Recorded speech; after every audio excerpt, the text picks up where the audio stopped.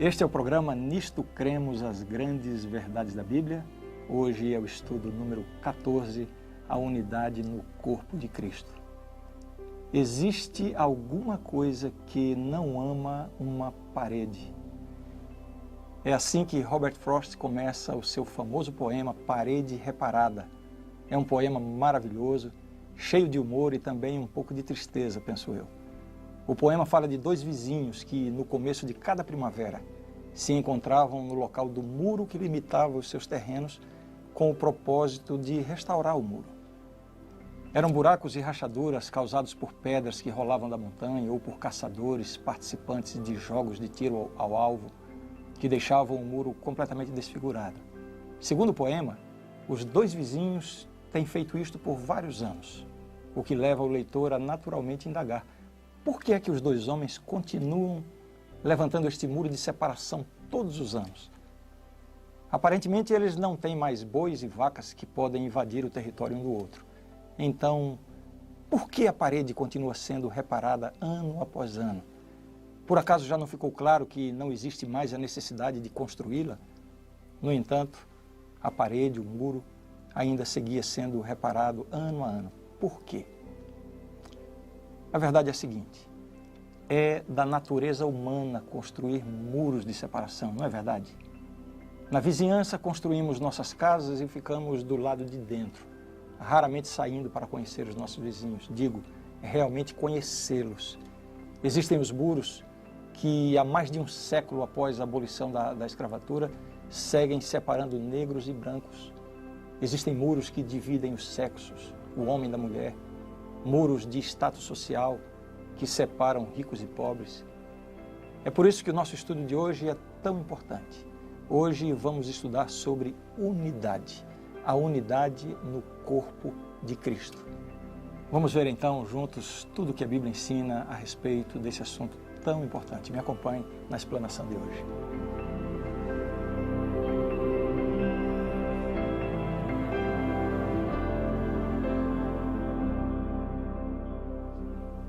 Quando Jesus concluiu a sua obra na terra, ele continuou sentindo uma verdadeira agonia pela condição dos seus discípulos. Eles permitiram que a inveja os levassem a discussões sobre quem seria o maior e quem deveria receber a posição mais elevada no reino de Deus. Jesus é amor. Era a sua simpatia que mantinha as massas à sua procura. Não podendo compreender esse amor tão abnegado, os discípulos achavam-se possuídos de profundo preconceito contra não-judeus, contra mulheres, pecadores, os pobres, e isto lhes cegava os olhos para esse todo abrangente amor de Cristo, até mesmo em relação àqueles que eram tão detestados. Mas a opinião de Cristo não poderia ser modificada pela tradição, pelos conceitos populares, ou mesmo pelo controle da família. Seu irrepreensível amor atingiu as profundezas e restaurou a humanidade ferida. Tal amor tornaria os discípulos distintos em relação ao público indiferente e seria a evidência de que eram verdadeiros discípulos. Assim como ele, Jesus, amara, deveriam eles também amar. O mundo seria eternamente capaz de distinguir os genuínos cristãos, não por causa da sua declaração de fé, mas pela revelação do amor de Cristo neles. Assim também, mesmo no jardim do Getsêmani, a principal preocupação de Jesus naquele momento de agonia, de sofrimento, a sua principal preocupação era a unidade da sua igreja. Aqueles que haviam saído do mundo. Vejam o que dizem essas palavras. Jesus disse: eu neles e tu em mim, na sua oração, a fim de que sejam aperfeiçoados na unidade, para que o mundo conheça que tu me enviaste e os amaste, como também amaste a mim. Veja, Jesus está aqui orando por uma unidade no seio da igreja, uma unidade que fosse semelhante àquela unidade experimentada dentro da própria divindade.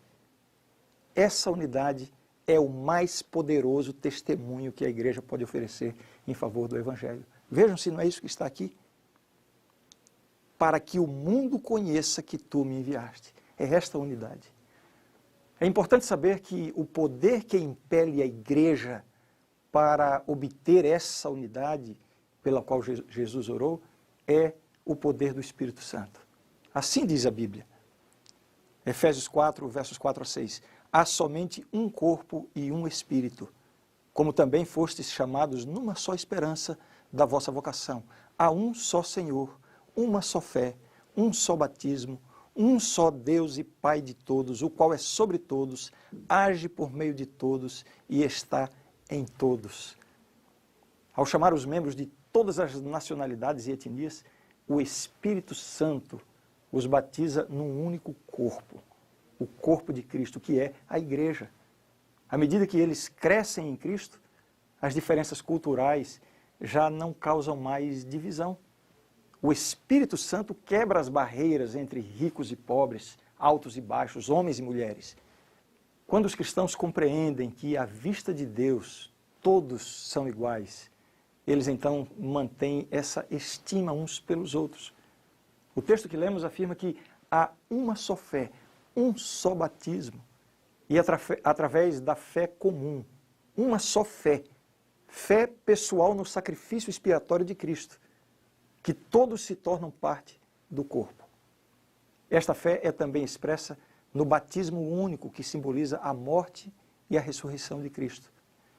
Esse texto ensina também que existe um só Espírito, um só Senhor e um só Deus e Pai. Isso demonstra que todos os aspectos da unidade da igreja encontram o seu fundamento na unidade da Trindade divina. Esse é o modelo. Uma pergunta: qual seria então a abrangência dessa unidade esperada na igreja, no corpo de Cristo? Os cristãos experimentam unidade de mente e julgamento. Observe só essas exortações da palavra de Deus. Romanos 15, versos 5 e 6. Ora, o Deus de paciência e consolação vos conceda o mesmo sentir de uns para com os outros, segundo Cristo Jesus, para que concordemente e a uma voz glorifiqueis ao Deus e Pai de nosso Senhor Jesus Cristo. O outro texto diz assim, 1 Coríntios capítulo 1, verso 10. Rogo-vos, irmãos, pelo nome de nosso Senhor Jesus Cristo, que faleis todos a mesma coisa e que não haja entre vós divisões. Antes, sejais inteiramente unidos na mesma disposição mental e no mesmo parecer. Veja ainda esta outra exortação da Bíblia. Esforçai-vos, consolai-vos, sede do mesmo parecer, vivei em paz, e o Deus de amor e de paz estará convosco. 2 Coríntios, capítulo 13, verso 11. Quantas exortações de Deus através da Bíblia para que nós vivamos em paz, tendo o mesmo parecer. O que esses textos estão dizendo é que a igreja deve revelar unidade de sentimentos, de pensamentos e ação. Agora surge a pergunta, que é muitas vezes a preocupação de alguns. A unidade que a Bíblia pede da igreja significa que todos têm que pensar do mesmo jeito, ter as mesmas opiniões sobre tudo, os mesmos gostos, etc.? Afinal, o que significa essa unidade na fé? Vejamos em primeiro lugar a questão da unidade no sentido de uniformidade. A unidade bíblica não implica uniformidade. Uma das metáforas bíblicas mais utilizadas para a igreja é a do corpo humano. Isso demonstra que a igreja experimenta a unidade mediante a diversidade. O corpo possui muitos órgãos, todos eles contribuindo para o bom desempenho do corpo. Todos eles preenchem uma função. Nenhum deles é inútil, mas cada um deles é diferente um do outro. Esse mesmo princípio opera na igreja. Nem todos os membros pensam da mesma forma, como também nem todos são qualificados para desempenhar as mesmas tarefas. Todos, entretanto, funcionam sob a direção do mesmo Espírito, edificando a igreja com o melhor dos dons que Deus lhes concedeu. E o que significa dizer sobre a unidade na fé? O que significa esta unidade na fé? A unidade na fé significa que existe uma variedade de dons, porém, de uma mesma crença, ou seja, há uma uniformidade no sentido de que todos possuem a mesma crença, porém uma diversidade, no sentido de que o Espírito de Deus capacita a igreja com dons variados. Vamos ver agora qual é a importância da unidade da igreja. Em primeiro lugar, a unidade da igreja torna eficazes os esforços da igreja. A unidade é importante em primeiro lugar por isso. Num mundo caracterizado pelos conflitos, dissensões, diferenças de temperamentos, personalidades, disposições, a unidade da igreja será um testemunho em favor da mensagem pregada, mais do que qualquer outra coisa. Essa unidade provê evidências irrefutáveis da ligação dessas pessoas com o céu e da validade de suas credenciais como discípulos de Cristo. Jesus mesmo afirmou: "Nisso conhecerão todos que sois meus discípulos, se tiverdes amor uns com os outros." Então aqui está o primeiro aspecto da importância da unidade da igreja. Quando uma igreja está em unidade, isso torna eficazes os esforços da igreja. A unidade da igreja também é importante porque revela a realidade do reino de Deus. Uma igreja verdadeiramente unida sobre a terra revela que seus membros levam a sério a expectativa de viverem juntos no céu. Unidade na terra demonstra a realidade do eterno reino de Deus. Em relação àqueles que vivem desta maneira, cumpriu-se a Escritura: "Ó, como é bom e agradável viverem unidos os irmãos." Salmo 133, verso 1. A unidade da igreja também é importante porque demonstra a força da igreja. Unidade traz consigo força, ao passo que a desunião, a divisão, provoca enfraquecimento. Uma igreja é verdadeiramente próspera e forte quando seus membros estão unidos a Cristo e uns aos outros, operando harmonicamente em favor da salvação do mundo. Então, e somente então, serão eles, no mais completo sentido, cooperadores de Deus, como disse Paulo em 1 Coríntios capítulo 3, verso 9. O efeito positivo e benéfico da igreja unida pode ser comparado com o desempenho de uma orquestra. Você já assistiu à apresentação de uma orquestra? Nos momentos que antecedem o aparecimento do maestro, enquanto os músicos afinam os instrumentos, aquecem ali os seus instrumentos, o som produzido é muito estranho e muitas vezes até desagradável. Mas quando o maestro chega, desaparecem os ruídos caóticos e todos os olhares se voltam para ele. Cada membro da orquestra fica atento, pronto para obedecer à direção do maestro. Sob o comando dele, toda a orquestra produz agora música bonita e harmoniosa. Estamos vendo com todos esses textos e comentários o quão importante é a unidade no corpo de Cristo. Sem ela, a igreja não pode realizar a sua missão, ou quem sabe, nem mesmo existir no cenário mundial. É vital desenvolver e manter tal unidade. Por isso é importante agora dedicarmos um pouco de atenção a algumas formas através das quais podemos alcançar essa tão almejada unidade na igreja. Obviamente, o amor deve estar no centro de todo esforço para alcançar a unidade no corpo de Cristo. Amar como Cristo amou. Será que nós, como seres humanos caídos e pecadores, poderíamos desenvolver esse tipo de amor? Parece ser algo impossível diante das nossas limitações e pecados. Parece que Cristo nos pede algo impossível, amar como Ele amou. Porém, devemos lembrar que Ele, Jesus, é capaz de fazer o impossível na vida de cada um de nós e na vida da igreja. A promessa que Ele fez nos dá essa garantia. Vejam a promessa de Jesus. "E eu, quando for levantado da terra, atrairei todos a mim." João 12, 32. Uma promessa extraordinária. Trata-se também de uma unidade relacional. Quando Jesus diz: "Todos atrairei a mim." A unidade dos crentes através de suas raízes comuns na videira que é Cristo. Conforme explicado pelo próprio Jesus no capítulo 15 de São João. Jesus diz assim: o meu mandamento é este, que vos ameis uns aos outros, assim como eu vos amei. Finalmente, essa unidade se acha enraizada na cruz. O amor do Calvário que se implanta no íntimo de cada cristão. Somente quando compreendemos que não amamos como Jesus e que não conseguimos fazê-lo por nossas próprias forças, podemos admitir a nossa necessidade de sua permanente presença em nós. E então cremos naquilo que ele mesmo já antecipou. Ele disse, sem mim nada podeis fazer. São João 15, verso 5. Junto à cruz nos damos conta de que ele não apenas morreu por nós, mas por todas as pessoas sobre a face da terra.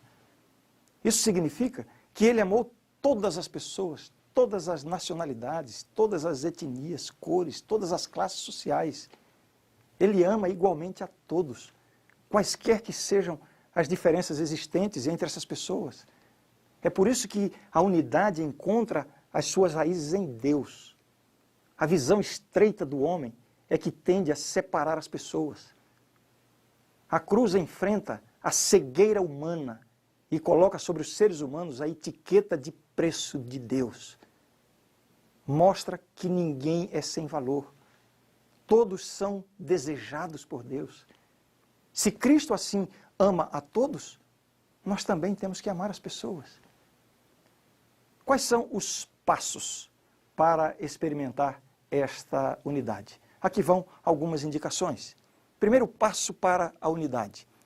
Vamos começar com unidade no lar. O campo de treinamento ideal para a unidade da igreja é a família. Nós vamos ver isso em mais detalhes no estudo número 23, quando vamos tratar sobre o que a Bíblia ensina e fala a respeito da família. Se aprendermos a exercer sabiamente a direção, a bondade, a gentileza, a paciência e o amor, tendo como centro a cruz, se aprendemos isso em nosso lar, estaremos aptos a desenvolver os mesmos princípios no nível da igreja. Eu tive um sábio professor que uma vez fez a seguinte declaração, se referindo a uma pessoa a quem ele queria elogiar. Ele disse assim, olha, o fulano de tal é um grande cristão, ele é muito cristão. Olha, e ele ficou procurando palavras para nos convencer de como essa pessoa era tão cristã. E ele disse assim, olha, ele é tão cristão que ele é cristão até em casa. Eu não preciso explicar. Parece que o lugar mais difícil de ser cristão é em casa, não é? Vejamos agora o segundo passo para a unidade da igreja. É necessário que haja disposição para a unidade. Para alcançar a unidade no corpo de Cristo, devemos exercer boa disposição, minimizar as diferenças, evitar as dissensões em questões que não são essenciais. Como isso é difícil para nós, né? Em vez de focalizarmos aquilo que nos divide, deveríamos falar sobre as preciosas verdades que nos unem. Falemos sobre a unidade, oremos para que a oração de Cristo se cumpra em nós. Deveríamos ser menos sensíveis a certas ofensas. Uma vez alguém chegou para mim e veio me contar que uma outra pessoa havia falado mal de mim. E essa pessoa disse, olha, Ranieri, o fulano de tal falou isso de você. Quando ele terminou de relatar, até numa forma de repreendê-lo, porque esse é um papel que não deve ser feito. Eu disse assim, e o que mais ele falou? Não, ele falou só isso. E eu disse, só isso? Aí ele olhou para mim e disse, você está achando pouco? Eu disse, sim, estou achando muito pouco. Como assim, se ele falou coisas que te ofendem? Eu sorri e disse assim, eu estou achando muito pouco, porque se ele me conhecesse melhor, ele teria muito mais para falar de mim. Se você analisar bem, cada vez que uma pessoa fala mal de você, se você pensar bem, é possível que essa pessoa tivesse muito mais coisas a falar se conhecesse melhor você, assim comigo. É assim, com mais amor, mais paciência, menos sensibilidade nesse aspecto e maior disposição para perdoar e pedir perdão, é que nós podemos alcançar o alvo de Cristo para nós, a unidade. Um terceiro passo para alcançar a unidade da igreja, trabalho unido rumo a um objetivo comum. Esse trabalho é o trabalho ou a obra da pregação do Evangelho. Unindo-se na pregação do Evangelho, a igreja aprende a desenvolver e a conservar a harmonia. Isso aqui é fato. Existe um chavão no mundo religioso que diz assim que na igreja quem não trabalha dá trabalho. E é uma grande verdade. A pregação do Evangelho ensina aos cristãos que todos constituem partes individuais da grande família de Deus e que a felicidade do todo depende do bem-estar de cada um. O quarto passo para alcançar a unidade na igreja é este aí, desenvolvimento de uma perspectiva global. A igreja deveria fazer qualquer coisa ao seu alcance, no sentido de desarraigar o isolamento cultural, nacional ou mesmo regional. Para poderem obter unidade de julgamento, propósito e ação, os cristãos de diferentes nacionalidades devem mesclar-se e servir uns aos outros. Nesse aspecto também a igreja deve ser cuidadosa em não fomentar interesses nacionais separatistas, os quais podem ameaçar o seu impulso unido de extensão mundial. Vejamos agora o quinto passo para a unidade da igreja: evitar atitudes que causem divisão. Atitudes de egoísmo, orgulho, confiança própria, autossuficiência, superioridade, preconceito, crítica, denúncia, acusações entre os irmãos. Tudo isso contribui para a desunião na igreja. Contemplando o amor de Deus manifesto no dom de Cristo, podemos renovar o amor de uns para com os outros. Veja o que diz esse verso da Bíblia. Nisto se manifestou o amor de Deus em nós, em haver Deus enviado o seu Filho unigênito ao mundo, para vivermos por meio dele. Nisto consiste o amor, não em que nós tenhamos amado a Deus, mas em que ele nos amou e enviou o seu Filho como propiciação pelos nossos pecados. Amados, se Deus de tal maneira nos amou, devemos nós também amar uns aos outros. 1 João capítulo 4, versos 9 a 11. A graça de Deus, mediada pelo Espírito Santo, é capaz de subjugar essas fontes de desunião existentes no coração natural do ser humano. Eu quero concluir agora. Quando uma das igrejas do Novo Testamento apresentou o problema da desunião, Paulo aconselhou a igreja com as seguintes palavras. Ele disse: andai no Espírito. Gálatas 5,16. Através de constante oração, devemos buscar a orientação do Espírito e ele nos conduzirá em unidade. Esse é o alvo para a igreja de Deus. Vejamos mais esse texto. Mas o fruto do Espírito é amor, alegria, paz, longanimidade, benignidade, bondade, fidelidade, mansidão, domínio próprio. Contra estas coisas não há lei. Como é triste quando em uma igreja existe desunião. Como é triste quando pessoas que professam a mesma fé, que estão se reunindo no mesmo lugar para adorar a Deus, mas entre si têm demonstrado discórdia, desentendimento, falta de perdão. Aqui está, nesse texto, o fruto do Espírito, um poderoso antídoto contra a desunião. Exatamente como Jesus, o Filho de Deus, se tornou irmão de cada filho de Adão e Eva, assim também os seus seguidores são chamados para alcançar a unidade no amor e também na missão.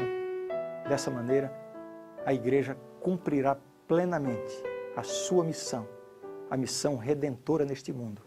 E nós, como cristãos individuais, vamos desfrutar da verdadeira alegria que é fazer parte do corpo de Cristo, uma igreja que vive em unidade e em amor.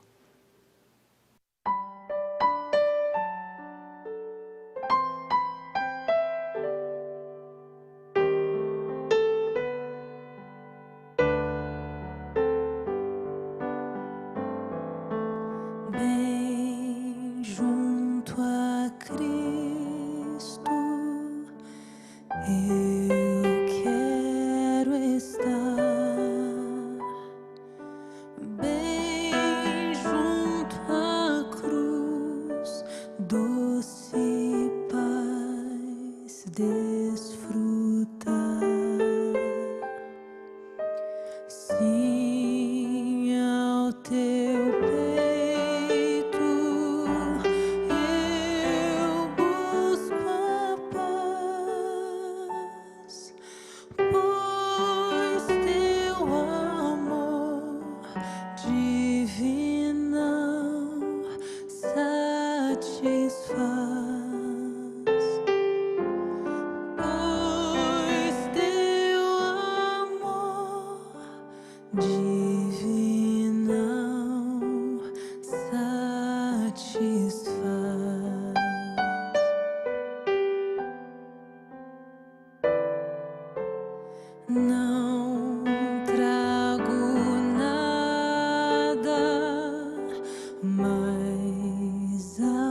Senhor.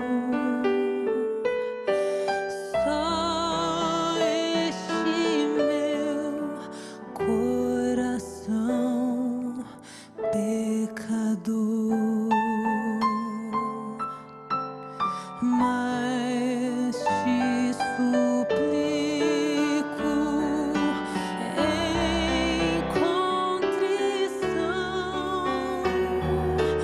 ó Salvador, dá-me paz e perdão. Ó Salvador, dá-me paz e perdão.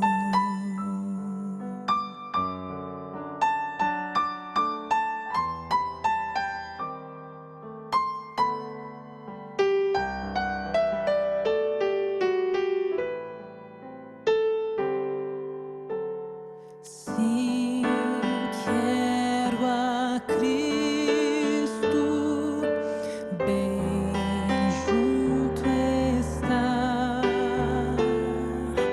até lá no além conseguir aportar. Ó lar eterno, lar de esplendor, lá estarei junto ao meu Salvador. Lá cantarei todo o seu grande amor. Lá cantarei todo o seu grande amor.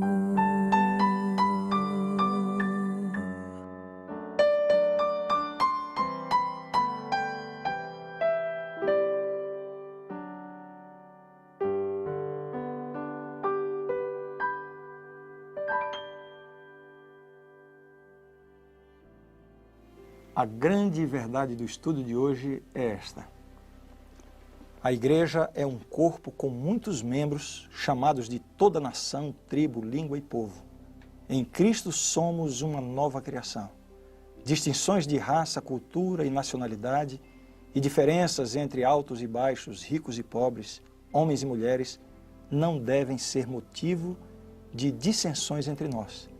Todos somos iguais em Cristo, o qual por um só Espírito nos uniu numa comunhão com Ele e uns com os outros. Devemos servir e ser servidos sem parcialidade ou restrição.